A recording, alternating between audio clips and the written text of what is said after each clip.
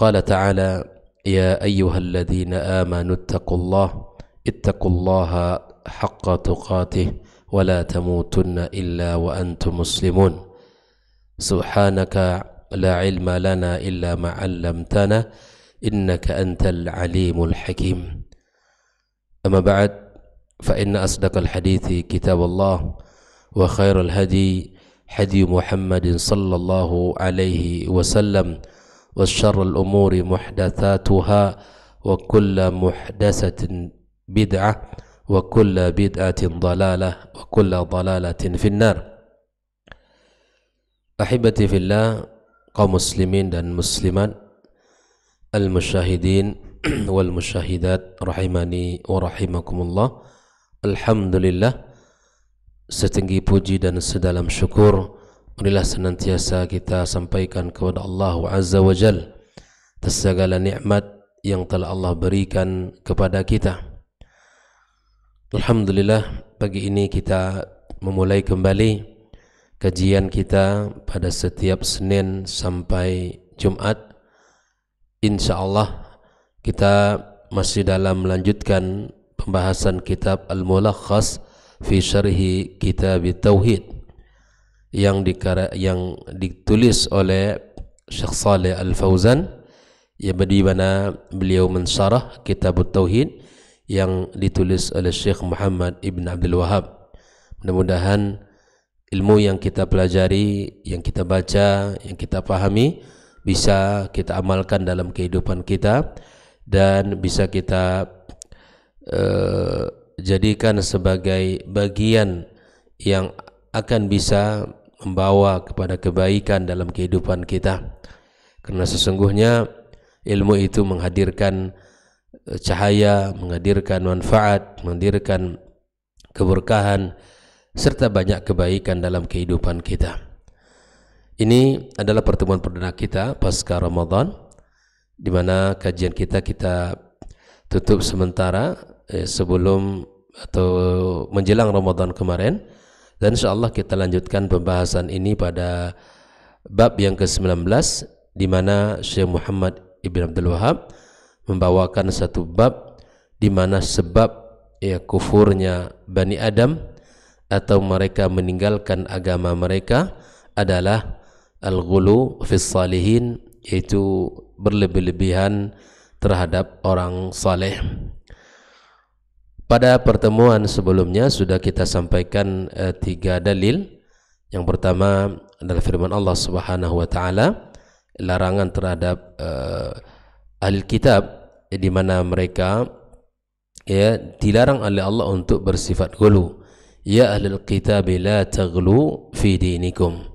Lalu kemudian kita sebutkan hadis yang kedua yang dibawakan oleh Syekh Muhammad bin Abdul Wahab, hadis yang diriwayatkan oleh Abdullah bin Abbas radhiyallahu taala anhuma, yang mana beliau menjelaskan tentang ayat yang Allah sebutkan pada surat Nuh, dalam surat Nuh ayat 23 Allah Subhanahu wa taala berfirman, wa qalu la tadharunna alihatakum wa la tadharunna wadda wa la suwa'an wa la yaghutha wa ya'uqa wa nasra. Dijelaskan oleh beliau tentang siapakah Wad, Suwa' dan Yaghuth serta Ya'uq wa Nasra. Lalu dalil yang ketiga hadis Abdullah bin Umar radhiyallahu taala hadis Umar bin Khattab radhiyallahu taala di mana Rasulullah SAW bersabda, la tatruni kama ataratin nasara ibn Maryam. Jangan kalian memuji saya berlebih-lebihan sebagaimana sikap orang-orang Nasrani terhadap Ibnu Maryam. Innama ana abdun faqulu abdullahi wa rasuluh. Maka sesungguhnya saya adalah hamba, maka katakanlah hamba Allah dan Rasulnya sallallahu alaihi wasallam. Nah, pagi ini adalah dalil yang keempat di dalam bab ini, di mana Syekh Muhammad Ibn Abdul Wahab menukilkan hadis Nabi sallallahu alaihi wasallam, qala Rasulullah sallallahu alaihi wasallam, Nabi bersabda, "Iyyakum wal ghulu, fa innama ahlaka man kana qablakum al-ghulu." Jauhilah oleh kalian al-ghulu, sikap berlebih-lebihan, karena hancurnya umat sebelum kalian ya adalah ghulu. Nah, di sini Syekh Shalih Al-Fauzan menjelaskan hadis ini, qala rawi al-hadits, hadzal hadits dzakarahu al-musannif rahimallahu taala duna dzikri rawihi. Di dalam hadis ini Syekh Muhammad bin Abdul Wahhab tidak menyebutkan riwayat atau yang meriwayatkan hadis ini. Lalu kemudian Syekh Shalih Al-Fauzan mengatakan, waqad rawahu al-Imam Ahmad wa Tirmidzi wa Ibnu Majah min hadithi Ibnu Abbas radhiyallahu taala anhuma. Sesungguhnya hadis ini terdapat pada Al-Mustadrak Imam Ahmad dan Sunan At-Tirmidzi, dan terdapat pula pada Sunan Ibnu Majah dari hadis Ibnu Abbas radhiyallahu taala anhuma. Nah, lalu kemudian Syekh Shalih Al-Fauzan menjelaskan beberapa mufradat di dalam ayat ini. Iyyakum artinya kalimatut tahdzir. Ini iyyakum itu merupakan kalimat peringatan. Ya. Wal ghulu di sini mansub ala tahdzir bi fi'lin muqaddar. Ya, di mana harakatnya mansub, di mana Nabi SAW mengingatkan kita dengan sebuah perbuatan al-muqaddar wa huwa mujawazatul hadd, di mana makna daripada al-ghulu adalah melampaui batas. Lalu Syekh Shalih Fauzan mengatakan, man kana qablakum, artinya orang-orang sebelum kalian itu ay minal umam, umat-umat sebelum kalian. Di mana hadis ini ya, bahwa memberikan sebuah pelajaran kepada kita, Nabi melarang kita untuk bersifat ghulu, ya, berlebih-lebihan, karena sesungguhnya binasanya orang-orang sebelum kita, ya, umat-umat terdahulu, disebabkan oleh sifat ghulu itu sendiri. Lalu kemudian Syekh Shalih Al-Fauzan menjelaskan makna hadis ijmalan, makna hadis secara global. Yahdhur Nabiyyu sallallahu alaihi wasallam ummatahu, Nabi SAW memberikan peringatan umatnya dari apa, ikhwafillah? Minaz ziyadati fid din alal haddil masyru', memberikan peringatan kepada umatnya dari apa? Dari menambah-nambah, ya, di dalam urusan agama, dari batas yang telah disyariatkan. Jadi kita harus melakukan sesuatu yang diperintahkan Allah sesuai dengan aturannya. Kita mengerjakan sesuai dengan perintahnya. Memuji orang adalah sebuah kebaikan, tapi kita tidak boleh berlebih-lebihan. Sebagaimana Nabi ya melarang kita untuk berlebih-lebihan memujinya. Cara yang terbaik untuk memuji Nabi SAW apa? Bersalawat kepada Nabi kita alaihi salatu wassalam, karena itu adalah perintah Allah. Innallaha wa malaikatahu yusalluna 'alan nabi ya ayyuhalladzina amanu sallu 'alaihi wa sallimu taslima. Maka salawat yang paling terbaik itu apa? Salawat Ibrahimiyah yang sempurna. Allahumma salli ala Muhammad wa ala ali Muhammad kama sallaita ala Ibrahim wa ala ali Ibrahim wa barik ala Muhammadin wa ala ali Muhammad kama barakta ala Ibrahim wa ala ali Ibrahim fil alamin innaka Hamidum Majid. Itulah salat yang sempurna.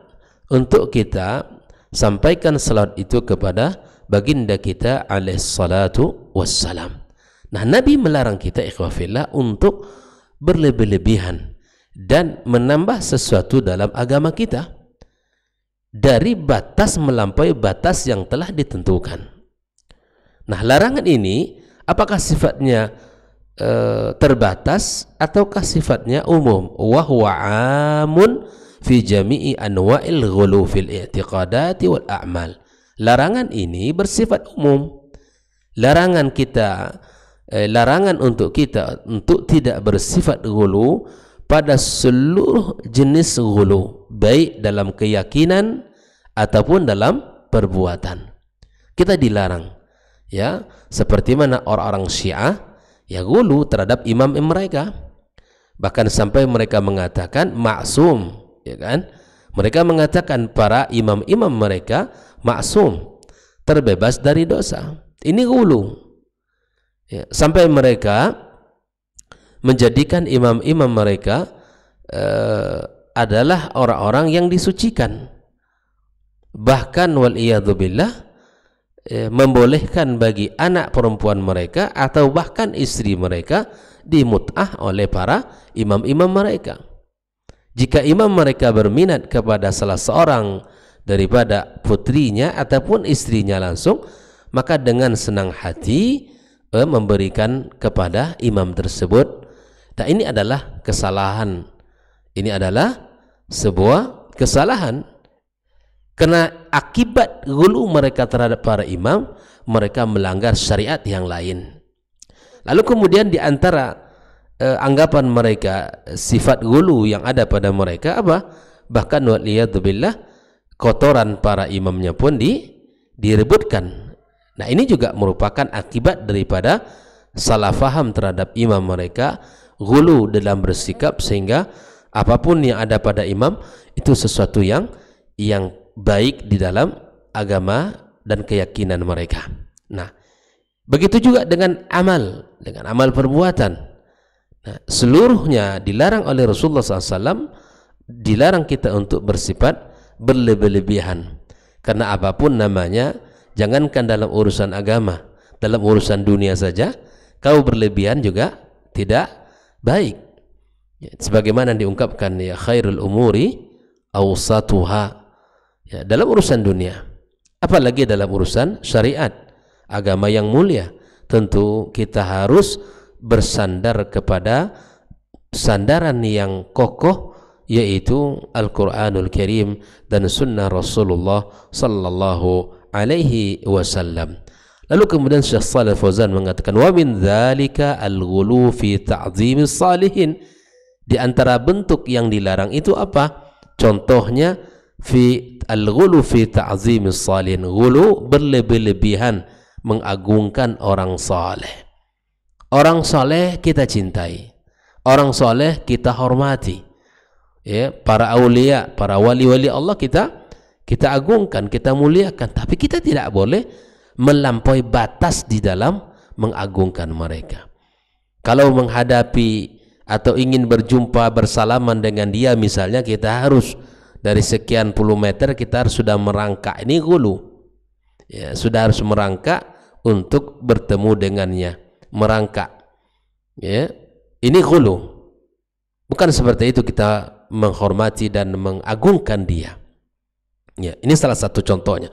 Mimma yakunu sababan fi ibadatihim, karena itu akan mengantarkan orang bisa menjadikan atau bisa memberikan ibadah kepada mereka, ya. Kalau kita lihat di beberapa video-video yang di-share oleh sebagian orang, ya, itu lihat, ya, bahwa ada seseorang yang duduk seperti di singgasananya, kemudian orang datang merangkak, bukan mencium tangannya, bahkan mencium telapak kakinya.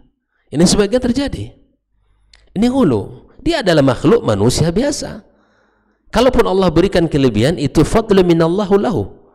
Tapi kita sebagai umat harus memahami dia manusia biasa yang tidak jauh lebih baik dari kita, dalam artian dalam memberikan sikap sesuai dengan aturan syariat, tidak boleh melampaui batas, karena itu akan menghancurkan kita, kata Nabi SAW, sebagaimana hancurnya umat-umat terdahulu. Yang kedua, itu akan menyebabkan kita atau sebagian orang akan memberikan ibadahnya kepada dia, ya, akan memberikan ibadahnya kepada dia, dan tentu ini dilarang dalam agama kita, ya. Thumma 'allala an-nahya 'anil ghulu, lalu kemudian Nabi menyebutkan alasan kenapa kita tidak boleh bersifat ghulu terhadap mereka ini. Karena bi'annahu was-sababu fi halakil umam sabiqati, karena itu sebab hancurnya umat terdahulu. Ya. Dengan ghulu hancurnya umat terdahulu. Maka wadzalika yaqtadi mujanabata hadihim fi hadha ya ib'adan 'anil wuqu'i fima halaku bihi. Maka itu kita dituntut untuk menjauhi petunjuk mereka, cara mereka, gaya mereka ya di dalam bab ini untuk menghindari terjadinya kehancuran dan kebinasaan pada kita. Ikhwafillah rahimani wa rahimakumullah. Lianna al-musharika lahum fi ba'di hadihim yukhafu alaihi min al-halaki mithlahum.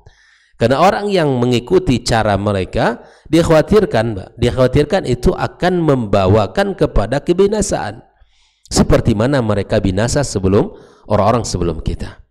Jadi cukuplah pelajaran bagi kita tentang peristiwa umat terdahulu di dalam menjadikan ya kehidupan kita lebih baik.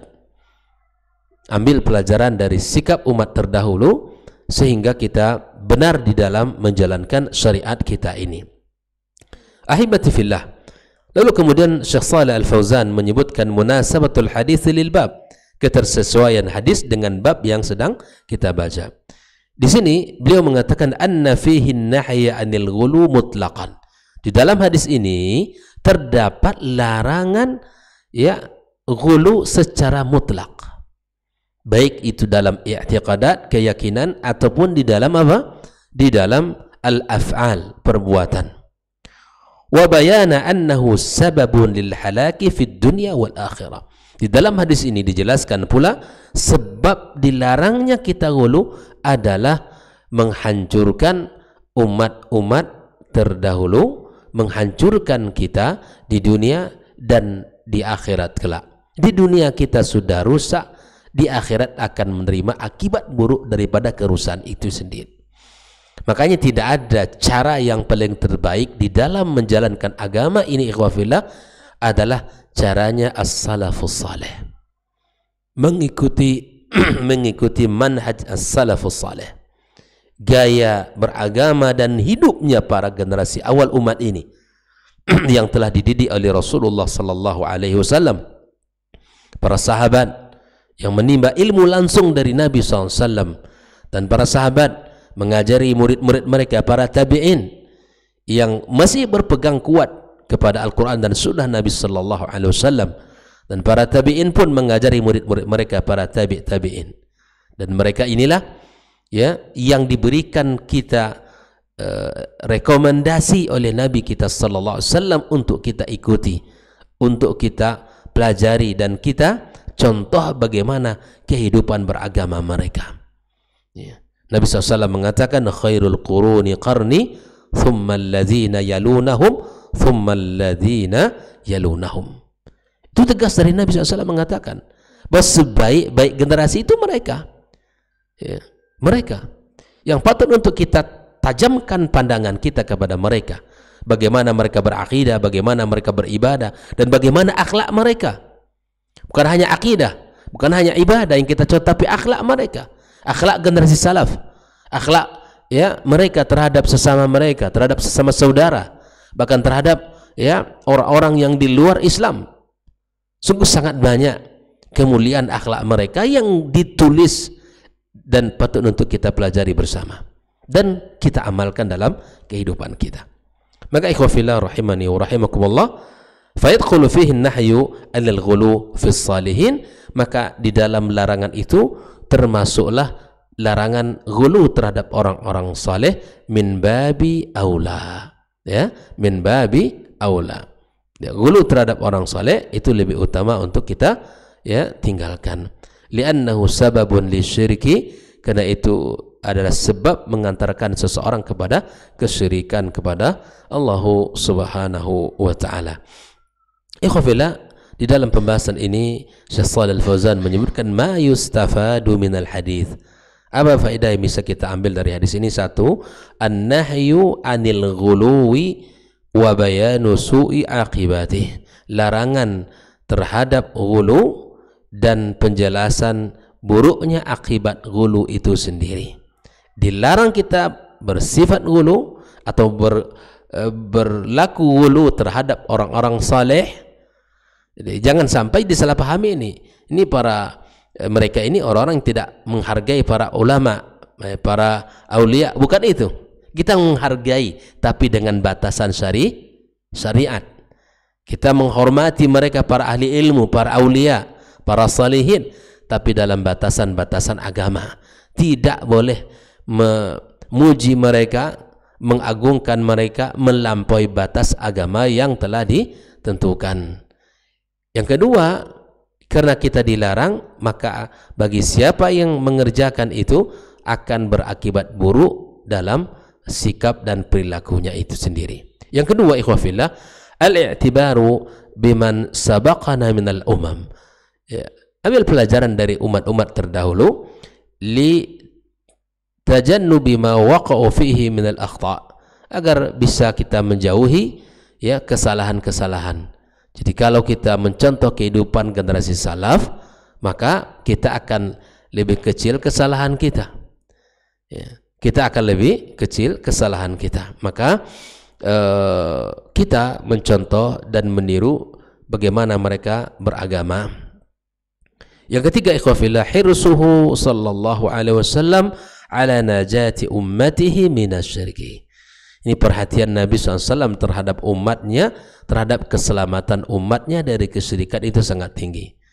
Jadi cinta Nabi kepada kita itu sangat luar biasa, di mana dalam setiap keadaan dan momen Nabi SAW memberikan nasihat, memberikan peringatan, memberikan pelajaran kepada kita agar kita selamat, ikhwah fillah. Jalan keselamatan itu ada pada mengikuti Nabi kita sallallahu alaihi wasallam.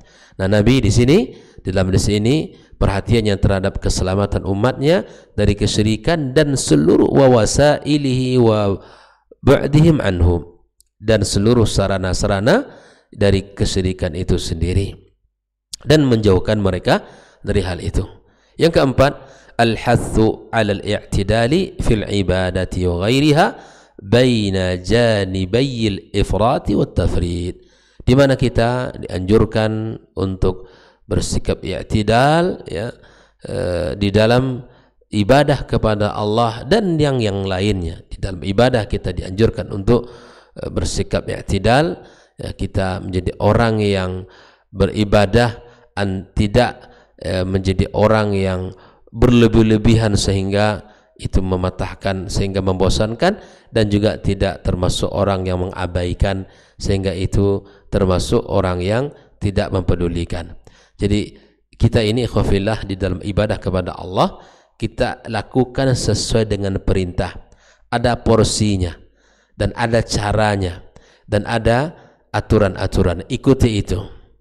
Karena biasanya orang kalau sudah terlalu melampaui batas, itu akan mendatangkan sesuatu yang bisa membuat dia bosan atau bahkan membuat dia tidak suka.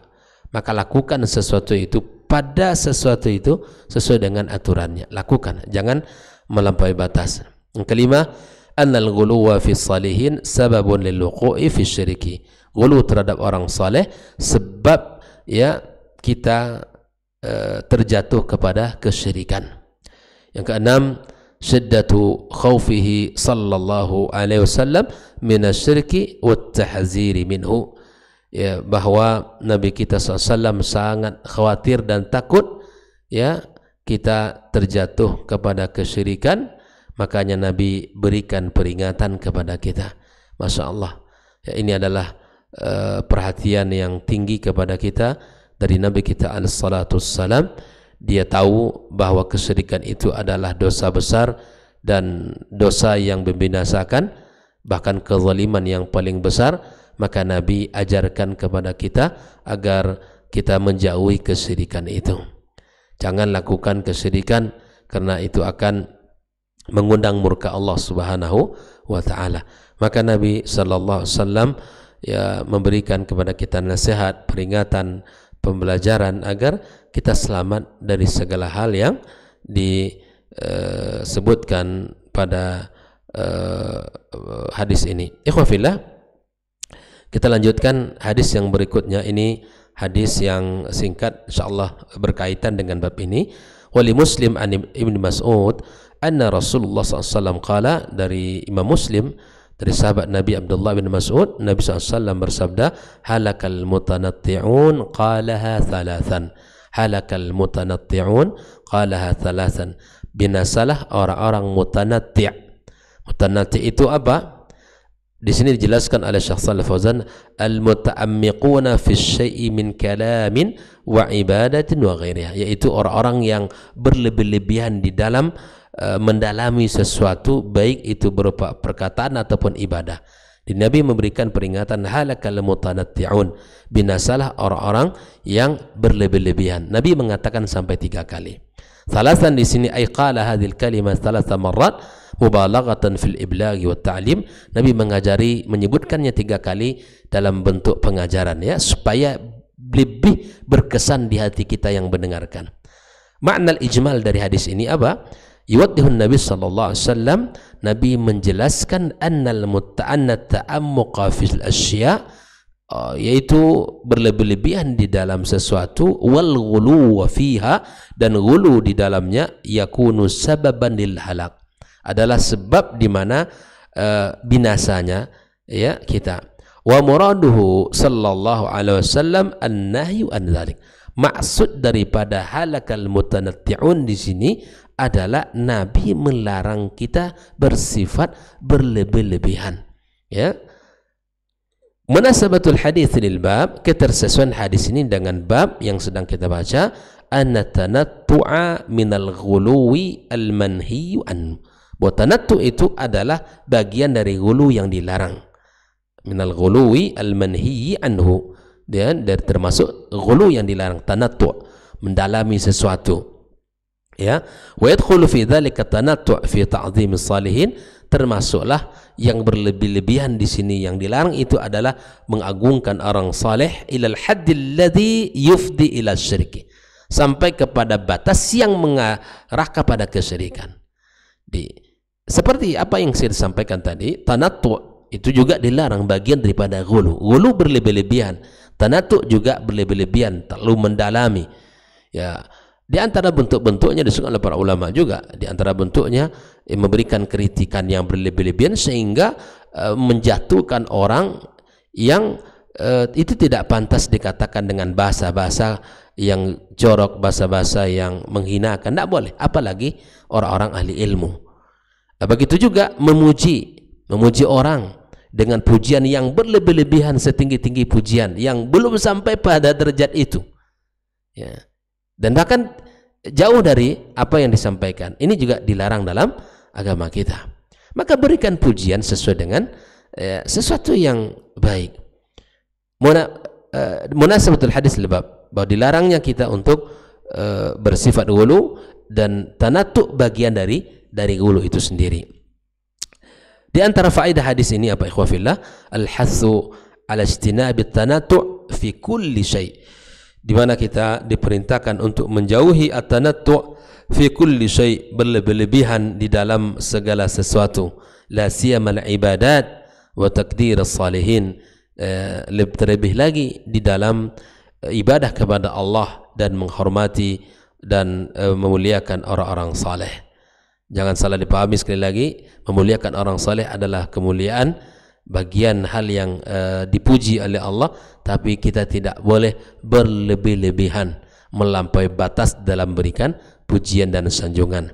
Yang kedua, al-hathu 'alal i'tidali fi kulli syai', diperintahkan untuk kita menjadi orang yang selalu seimbang di dalam segala sesuatu, tidak berlebih-lebihan, ya. Seimbang itu penting, ya, di dalam menjalankan ibadah ataupun perbuatan-perbuatan. Yang ketiga, syiddatu hirsihi ala najati ummatihi, ya, perhatian Nabi SAW sangat besar terhadap keselamatan umatnya, wastihaduhu fil iblaghi sallallahu alaihi wasallam, dan Nabi bersungguh-sungguh dalam menyampaikan sehingga umat ini selamat. Tidak ada satu hal yang dibenci Allah kecuali Nabi telah ingatkan kita, dan tidak ada satu hal yang bermanfaat dalam agama kita, dalam diri kita, kecuali Nabi mengajarkannya. Inilah keistimewaan agama kita yang mulia yang diajarkan oleh Nabi kita alaihi salatu wassalam. maka tidakkah kita pantas untuk membuktikan kecintaan kita kepadanya, ya, agar kita bisa mengikutinya dan bisa mencontohnya. Adalah salah satu bukti, ya, kita mencintai Nabi kita sallallahu alaihi wasallam. Perhatian Nabi sangatlah besar kepada kita, kasih sayangnya teramat besar kepada kita, dan keselamatan yang diinginkan Nabi kepada kita sangatlah tinggi. Maka dengan cara mengikutinya dan mempelajari syariatnya serta mencintai sunnah-sunnahnya adalah bagian yang besar yang akan bisa menyelamatkan kita dari segala kehancuran dan kebinasaan. Wallahu ta'ala alam. Inilah dua hadis yang berkaitan dengan bab yang ke-19 ini, bab di mana kita dilarang sebab hancurnya umat dan binasanya umat, kufurnya umat, disebabkan mereka ghulu dalam agama, dalam memuliakan orang-orang saleh. Ya, di dalam dua hadis yang diriwayatkan oleh Ibnu Mas'ud radhiyallahu taala anhu dan hadis yang diriwayatkan oleh Imam Ahmad dan Tirmidzi, dan dari hadis Ibnu Abbas radhiyallahu taala anhuma ini. Mudah-mudahan kita bisa memahaminya dengan baik dan benar dan bisa kita amalkan dalam kehidupan kita sehingga kita menjadi orang-orang yang bersikap seimbang di dalam mengerjakan sesuatu, baik itu dalam sebuah keyakinan ataupun dalam ibadah kita kepada Allah Subhanahu wa taala. Wa sallallahu ala nabiyyina Muhammadin wa ala alihi wa sahbihi ajma'in. Wa subhanakallahumma wa bihamdika asyhadu an la ilaha illa anta astaghfiruka wa natubu ilaih.